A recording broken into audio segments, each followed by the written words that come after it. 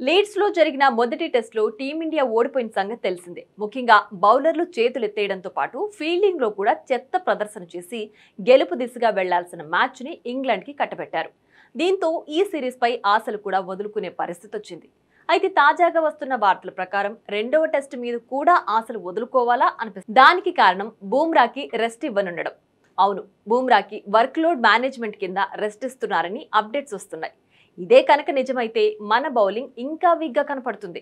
ఎందుకంటే మొదటి టెస్ట్లోనే బూమ్రా తప్ప ఇంకెవ్వరూ సరిగ్గా బౌలింగ్ చేయలేదు.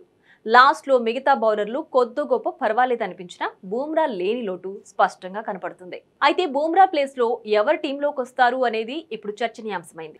ఎందుకంటే స్పిన్నర్ కుల్దీప్ ని తీసుకోవాలా లేదా యువ సంచలనం హర్షదీప్ ని తీసుకోవాలా అనే సందిగ్ధంలో టీం మేనేజ్మెంట్ ఉన్నట్లు తెలుస్తోంది. అందువల్ల బ్యాటింగ్ లో అదరగొడుతున్నప్పటికీ బౌలింగ్ లో మాత్రం పస తగ్గుతున్నట్లు కనిపిస్తుంది.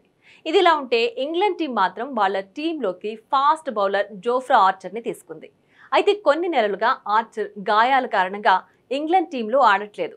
దీంతో ఫిట్నెస్ సంపాదించి కౌంటీ ఛాంపియన్షిప్ లో కూడా తాజాగా అదరగొట్టాడు. ఇప్పుడు రెండవ టెస్ట్ కూడా ఎంపికయ్యాడు.